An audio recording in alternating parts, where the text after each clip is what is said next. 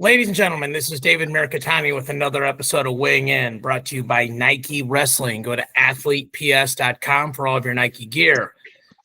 PureAndClean.us for the best cleaning products in the game, and Resilite.com for either your classic or lightweight mats, plyometric boxes, pretty much anything else you can imagine there. Happy to be joined. I think we figured this out, boys. We're going to get back to our regular Tuesday morning Reaction Tuesday, I guess we can call it, with Mark Ostrander and Grant Turner. First of all, good morning, boys. Morning. Good morning. It was another crazy week of wrestling. I think one of the more interesting things that I was texting with both you guys about during it was the Oklahoma State Stanford duel Friday night. Mark, I'll let you start. Just initial reactions to the duel. We will get to the specific upsets. I actually thought the duel was really good wrestling. I guess early in the year we kind of forget when we look at what they've done, the previous week. You think, oh, he's got it figured out. This is a guy, we moved the guy up all the way to number 2 at 149 for Oklahoma State in Swiderski. And then he goes out and lays an egg against a guy that lost to the 25th ranked kid in the country from Utah, ex-Penn State kid. So, I mean, it's going to happen early in the year. You're going to have ebb and flows. So I think it's kind of cool that the guys are still out competing. It wasn't a lack of effort. It's just he was out wrestled, at 149 for Oklahoma State. And I think those are the things that kind of stand out this time of the year for me, when you have two good guys wrestling each other. One guy's going to really show up, and the other guy may not have been ready for what was about to happen. And I think that happened at a couple of weights at Oklahoma State and Stanford. GT, what'd you think? What was that? I said, GT, what did you think? No, I kind of cut out there. I was having some mic trouble, so I apologize, Mark. I missed a little bit of that. No, what were your thoughts on the Stanford-Oklahoma State duel? Well, I think the biggest thing when it came to, I would say, like an ACC Big 12 battle, I mean, it's a tough place to go wrestle inside Gallagher-Iba on their home opening night. But I thought that Stanford wrestled pretty dang good for coming into a very, very hot team. I think we've all kind of seen Valencia over the course of his career, but I think that him putting a kind of a signature win on the early part of the season already over Swiderski was a huge, huge match for Stanford. But I think it's a great kind of early season matchup that you wanted to kind of see some of those newer Cowboys Lockett, Robideau, kind of come out and shell out at home and be like, oh yeah, we're on this stage already. So I apologize for the technical difficulties at the beginning. I was kind of messing with some settings. So no, it's fine. You teased us about having the upgrade, and now we have to deal with it. So that's fine. Hey, it's all right. It's okay, guys. We'll make it through. It's going to be just fine. It's a long season. We're in week 3, so everybody relax. We'll be all right. Everybody relax. I thought a couple things. I thought the environment, obviously, Oklahoma State's really concentrating on that. The kids walking out, the smoke and mirrors, all that kind of thing. And I think a couple roster spots have kind of been answered. I think Landon Robideau is the guy at 57. It'll be interesting to see what happens with Teague Travis. 3 true freshmen, Robideau, LaDarion, Lockett. If you told me LaDarion Lockett beat Garvin, I wouldn't be shocked. If you told me he beat him by riding him out a whole period and not scoring a takedown, that would have surprised me. I thought he wrestled really gritty. I had other people we didn't have that much offense. What's his first college match? I don't care where the kids wrestled. He's been dreaming his whole life about wrestling in GIA. And GT, you've been to GIA several times. We ran Hall of Fame duels there. That's a whole different energy, man. That's a whale. And I also thought Sergio Vega kind of proved he belongs here. We got a chance to see him wrestle at Hall of Fame duels last year. Super dangerous with that bar half series, and he cradles from everywhere. So and the other thing is, I thought Aden Valencia if you had watched the Aden Valencia Swiderski match and said one of these guys is ranked 2 and one of them was ranked 18, it would have made complete sense until you realized it was the opposite. So, I mean, because Valencia was just way better. It wasn't close. It wasn't like it was a 1-point match and then I got GT went for broke and I landed on him and got a 7 and it was a major, and the 1 point was on a garbage stalling call, or class hands or something. Like, he was way better. He was 3 takedowns better, maybe 4 takedowns better. I think Swiderski was kind of coming off a high, maybe took it lightly.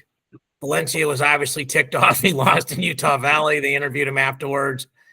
GT, you mentioned it a while back that, he was right there with Real Woods, who went and got a world bronze medal, which you were at. And if you were 2 seconds away from beating a world bronze medalist, you probably should be higher than 18 in the country in the NCAA. I don't care about the different rule set. So I think those are some initial thoughts. We'll jump into the rankings here, and then we're going to go through pretty much the rest of the week. We're just going to focus on the matchups at national duels. So here are the rankings once we get this co-pilot thing off of here. At 25, not a lot of change. I think the big one was Spencer Moore, lost and dropped. Barrick Jordan was ranked higher. He lost to Mac Moger, who lost to Brady Rourke, and a really slick Winn-Dixie at the end of that match at the Mizzou Invite. Davis Motyka, tough kid out of Wyoming Seminary, moves into the rankings. At 33, no big changes in the top 20. Cade Moore, surprised he moved up because he lost to a true freshman from Purdue. So that's interesting. I don't know if we would have done that the same way, Mark. Kyler Larkin comes into the rankings. I'm very high on the Larkin brothers. They both won the freshman-sophomore division of the Michigan State Open. And then we see them with live fire this weekend in Tulsa. 41, Jesse Mendez. I'm going to get to you guys. There's going to be some things, especially here at 49. Mendez stays number 1. Aaron Nagao. So let's start with this, guys. It looks like Nagao is going to be the starter at 41. And it looks like PJ Duke is going to be the starter at 57. Tyler Kasak won. I would say, GT, let's start with we'll go 57 first. Tyler Kasak won probably the hardest bracket with full of Americans at the Bill Farrell this weekend. Is that a fair sentence? Yeah, I had a lot more Americans than probably all the other weights. I think it was really much a pretty good USA showcase at that weight class. So he won a weight that had Caleb Henson in it, Melvin Miller in it, had Scott in it. So it looks like Kasak is going to redshirt. It kind of made sense, Mark. We talked about this months ago, like redshirt Kasak, then next year redshirt Duke. He's the bigger human being of the two because Kasak bumped from 41 to 57. Duke's also going to probably try to make the Olympic team in 28 at 163-ish. So let him get up to 165.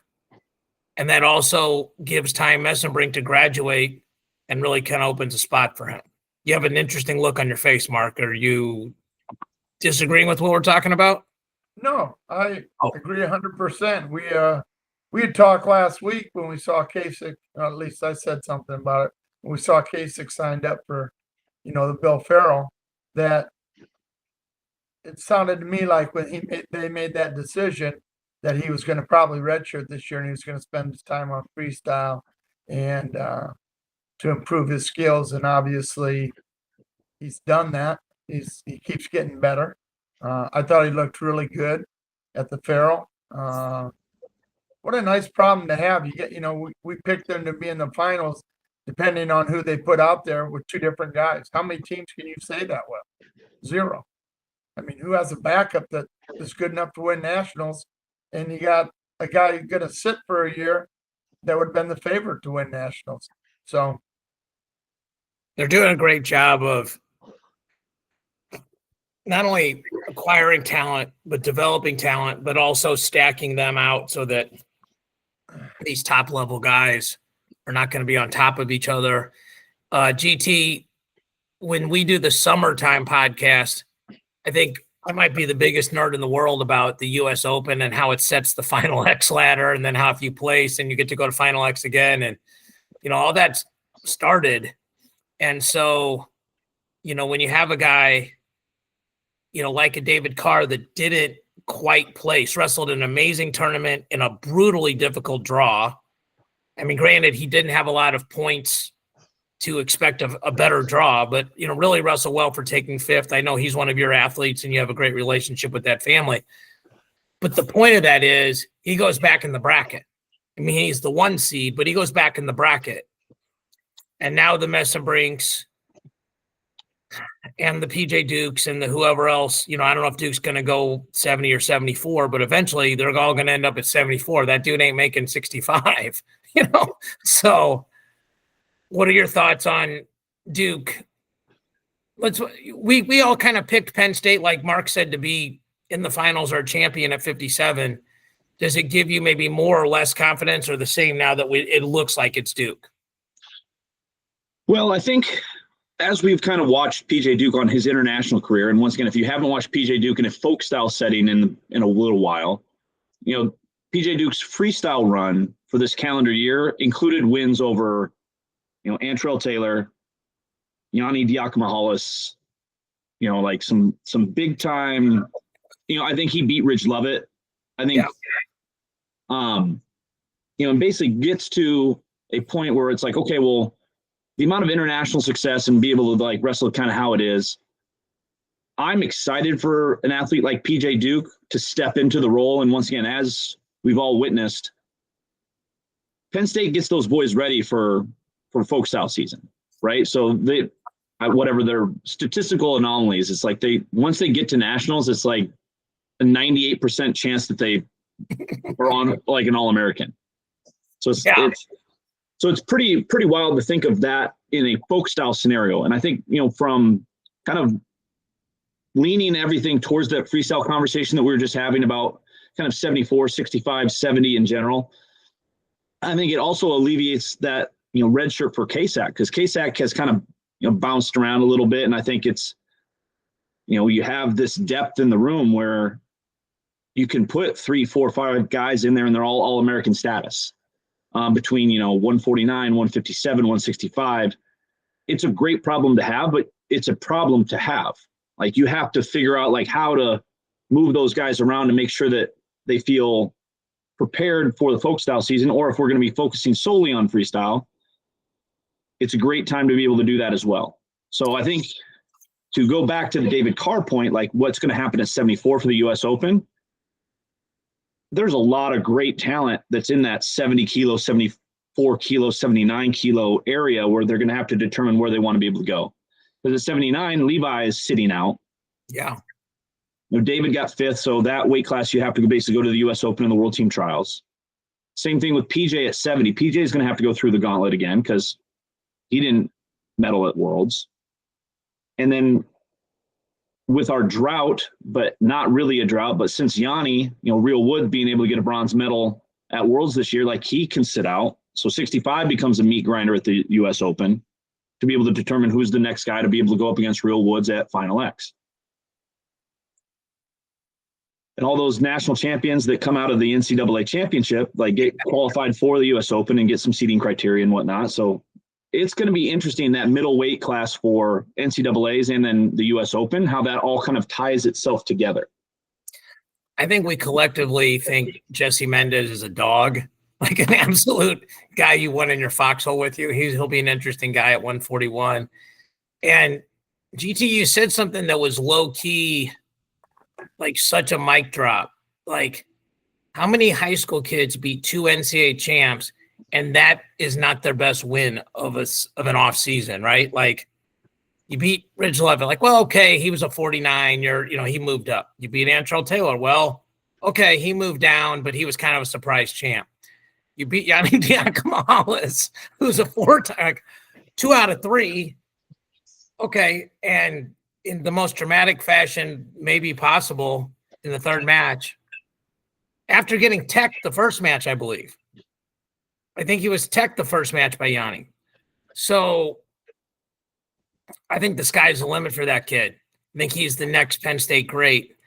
And you guys also mentioned this, but like the depth, but some specificity to it. I think Kasich came out of redshirt when Van Ness got hurt at 41 and stepped in. And he was one of those guys that lost round one and won like 7 matches to take third at the Nationals in Kansas City. So, GT, you mentioned this. You're on a coaching staff. Mark, you coached a lot of great wrestlers. I was, at the end, Merrimack, we had a lot of depth, but like, it's not only getting these kids in the right spots, but making sure that they feel loved. Like if we go, hey, it's your turn to redshirt this year. We don't love you any less. We just think this is better for the program. This is better for you in terms of your long-term prospects. And that's where that whole gratitude part pillar of the program really comes into play. I sort of hijacked this conversation to PJ Duke. We're at 141, and the other change in the lineup is it looks like it's going to be Nagao and Braden Davis, who's had a very similar path to Kasich, where he started as a true freshman, started as a true sophomore, will now get to redshirt, and probably makes sense. Maybe him and Blaze are closer to the same size, and they're going to wrestle Blaze right away. Who knows? Blaze is tall. Who knows how long he's going to hold 133. Mark, I will pull this up where you can see this and then ask you this. Where would you rank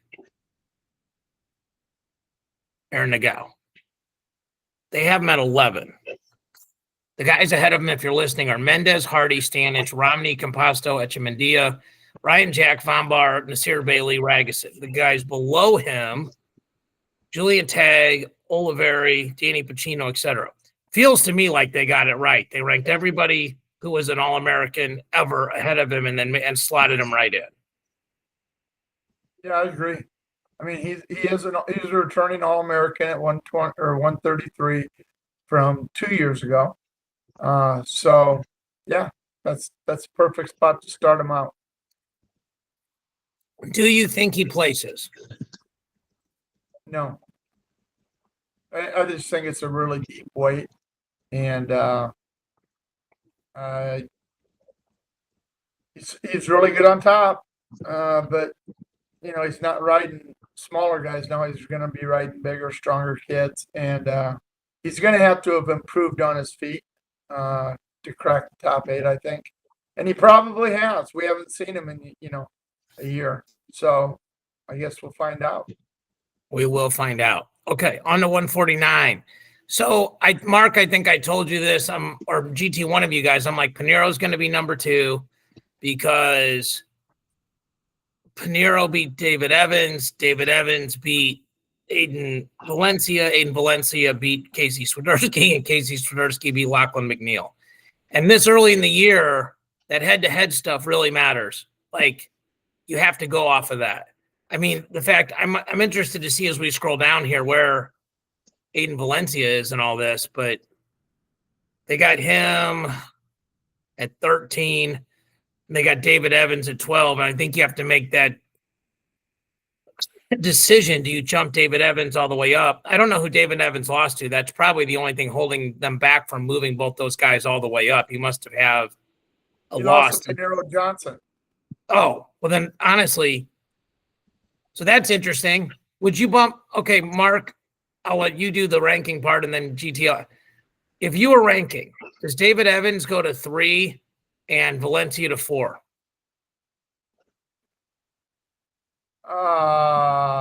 Wow. That's a really good question, David. I'm going to say no, not at this time of the year, just because he's wrestled 2 matches. He's 1-1. You got guys that are Evans or Valencia? Valencia is 1-1, I think. Yep. And yeah, he is. So, I mean, you got guys that are returning All-Americans, and he's, a redshirt freshman coming in. So I think where they got him right now is fine. Evans had a big win against him. How big, nobody really knew at the time. We kind of knew how good Valencia was and what he's capable of. I don't think anybody was going to predict the beatdown he put on, Swiderski. but he's talented. I think we all thought, well, we never knew what weight he was going to go, David, because we thought, he loses his first match at 49. Oh, they're going to drop him down to 41. I said that, yeah. Russell at 41, not for at least 3 weeks, and now he's back at 49, beating the guy that was ranked number 2 in the country by a major decision. I think he's wrestling 49, David. That's just my opinion, or 41. I don't think he or 49. You think he's wrestling 49? You think he's staying? I think he's going to stay there. Let's put it that way. Yeah, GT. It feels like 6 guys could end up in the finals with Van Ness, right? Like, I know you've done a great job of picking Lachlan in some of these fantasy drafts that we've done the last couple of years, getting him cheap, like on the bidding one. Like Chance Lamer's a guy that's placed or been rounded 12. Ethan Styles placed before. I mean, the way Valencia wrestled the other day, you could see him in the finals. The way Swiderski wrestled against McNeil, you could see him in the finals.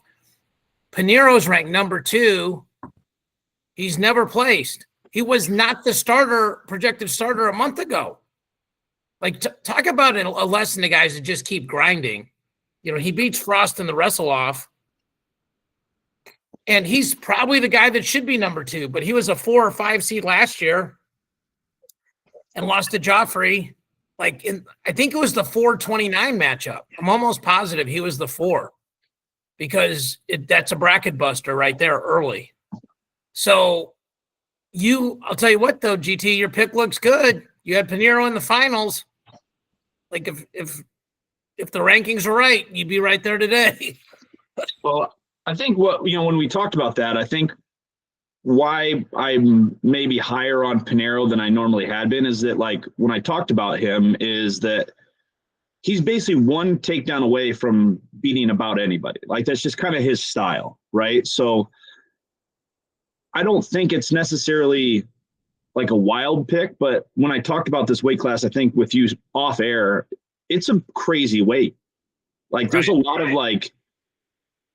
really good guys, and there's a lot of guys that have been around. There's a lot of like new people, and there's all these other things that are going on at this weight class. But I think Paniro, even though he's never All-American, like, he's beaten some talented individuals and like knocked off some big names, right? So I'm going to go on the side of like some maybe like some journeyman gamesmanship and let him like attack or reattack, go get something. Yeah. Now, once again, when we were talking about him, like, not necessarily maybe being the starter, is that we have like a returning All-American in Frost that, was his own teammate that was an All-American. So I think also Iowa State, when we talk about them as a lineup and as a team, they have kind of not necessarily a similar problem to Penn State, but they have too many good guys for not enough spots. So it's like, all right, well, does that all play out, right? So, but yeah, this weight class is bananas. I mean, he was at that school a year ago too. Yep. So that's once again another guy that left that is going to have some really good results. But what a great problem to have if you're an Iowa State program where you have Swiderski, Paniro, Frost, Eshmandia. Yeah, all those guys are kind of in the same area, right? So pretty cool. I think something to keep an eye on. Voinovich started for Iowa, not Ryder Block. Could mean something, could mean nothing. We'll see this weekend more how that plays out. And Caleb Larkin, that's my sneaky off the board pick. Apparently he was ranked last week by Intermat. He was not ranked last week by Flow. He's up to 25 with Intermat. He looked really good. Granted, it was a freshman-sophomore tournament, but he's a problem, man. He's really long. I mean, I'm just super high on Larkin. Interested to watch him wrestle this weekend. They draw Michigan first round, so that'll be interesting. Okay.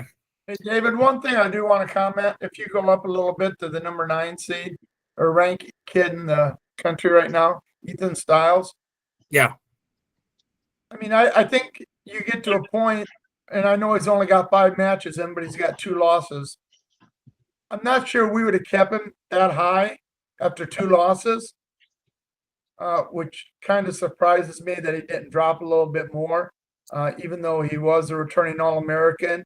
That's what we talk about every year we talk about this, right, Mark? Like, the year before, every week moves further back in the rearview mirror, right? And as you build your own body of work this year, I'm waving my hands, but like, you know, like right now, like Shane Van Ness is 0-0. He's number one. And no one's questioning that. Casey Swiderski is technically 0-1, right? And he's third. So Lachlan McNeil's technically 1-0. So, I mean, they've dropped him out of the top 8. And after that, in terms of points that you score at nationals, 9th and 25th are 1 point, 124th are 1 point apart. Like, it's different in that, like, well, the 9th guy is probably more likely to win a blood round match than the 24th guy is to win, 3 matches to get there. But the points in terms of where they're helping their team in these team rankings are pretty minuscule difference. Okay, 57. So they don't have anybody from Penn State ranked here, which is interesting. But Robideau moves up to number 5. He beat Cardenas in one of the big upsets of the week. He looked super good, was winning, I think, by 5 or 6, and went and got one late to get a major. Those people love him there. So interesting to see. Kind of it in terms of changes. I mean, somebody from Penn State's going to pop in the rankings next week, and a bunch of guys are going to drop a slot. 65, Hunter Garvin drops from 4 to 7. LaDarion Lockett, as we mentioned, jumps in the rankings at 6. It'll be interesting to see when we click over to the team rankings how that changes things. Also, Peyton Keller took a loss. He's 1-2. Now, Mark, there's an example of a guy because, he was hurt last year, All-American 2 years ago, where he's 1-2 and dropped from 7 to 17. So interesting to see that. LJ Arujao moves up 6 spots. And as we mentioned last week, Nico Ruiz is at 65, not 74. 74. Cam Steed, went 2-2 or lost 2 matches at the Mizzou Invite. I was talking to a buddy of mine at this tournament. 1 All-American in the tournament. 1. Little Rock's All-Americans didn't wrestle. South Dakota State's All-Americans didn't wrestle. Purdue's All-American didn't wrestle. Missouri had 1 All-American wrestle. He took 4th. So I don't know how much those kind of tournaments get you ready. So there's an interesting situation boiling at Missouri too, because Seth Mendoza has not made weight twice, or has not made weight and wrestled. He's not wrestled. And they moved Edmond up to give Mendoza a spot. And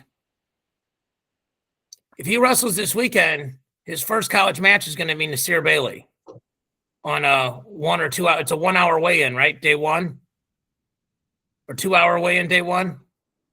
Yeah. 2 hour weigh-in, and they're the top of the bracket. So like, it's not like they get like those duels. The first 4 duels go at 9 and the next ones go at 11. Like he's in the 9 o'clock bracket. Now, I mean, Zeke Seltzer won the tournament, so they have a guy there. But they recruited Seth Mendoza because they thought he was better than Zeke Seltzer. So that's going to be interesting to see. And Lenny Pinto lost as well to Danny Wask. Now, that was not – I think people just know Pinto's name more, but, that was 6 beating 7. 84, so there should be some great matches hopefully this weekend.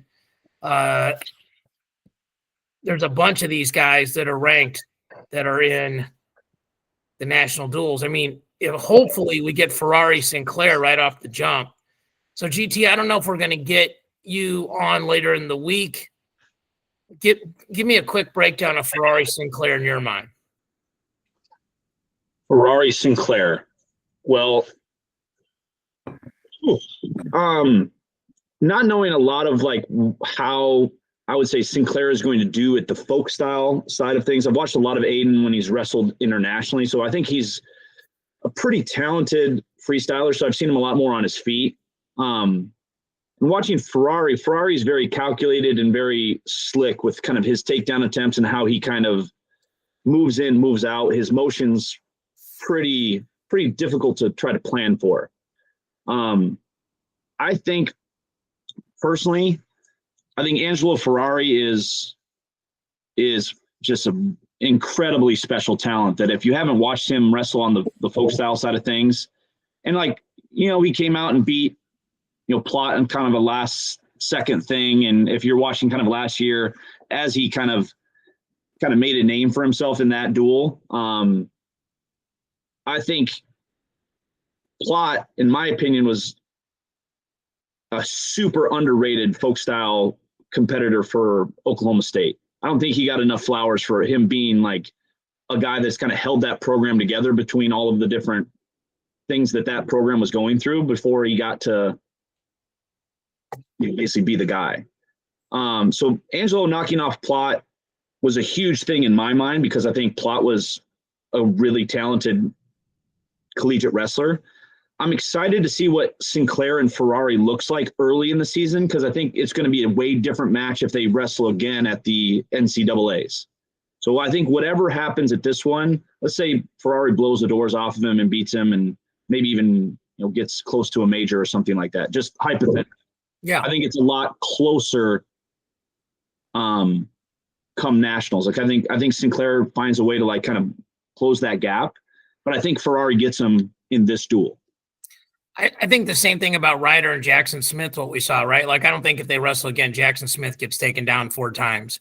They're going to study film. They're going to figure out to not get put in the underhooks, things like that.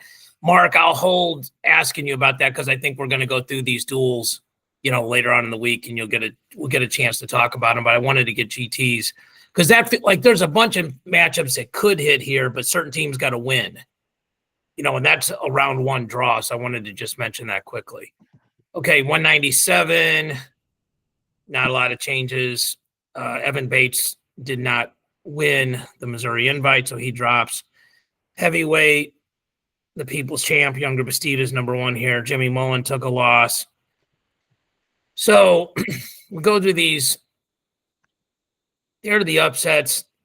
Flo's done a great job of doing this. Unranked wrestlers, some of them are interesting, like Lockett beats Garvin, Robideau Majors Cardenas. Carter Schubert beating Cam Steed is interesting. Smith from Navy beating Andrew Clark. Herm from South Dakota beating Keller. Anthony Harris, I think the true freshman out of New Jersey, beats Evan Bates.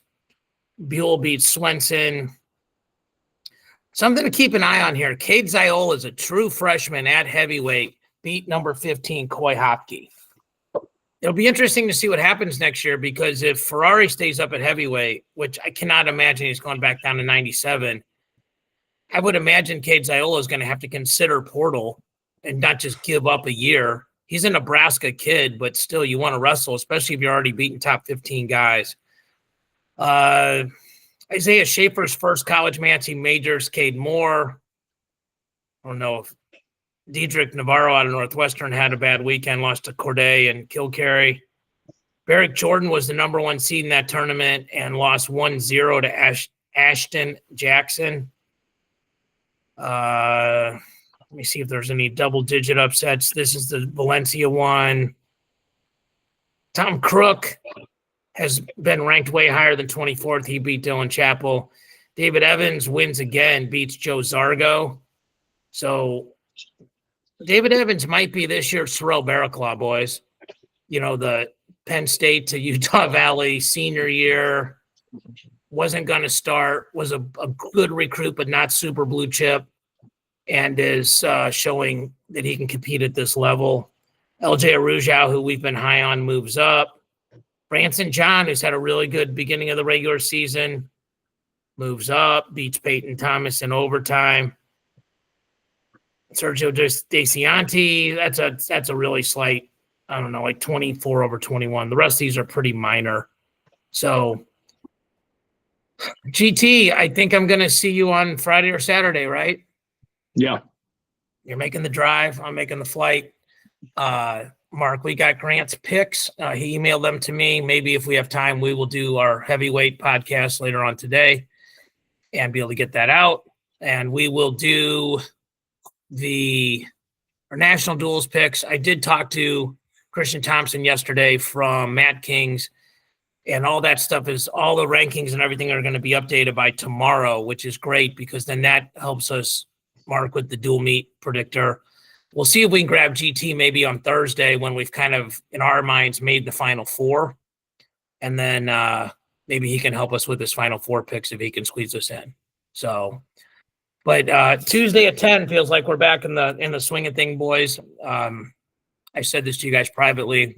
Miss doing this with you. It's one of my favorite times of my week to get together and talk about wrestling. So we appreciate everybody watching and listening. Please hit the like button. Please subscribe. And we will talk to you guys soon. Thank you.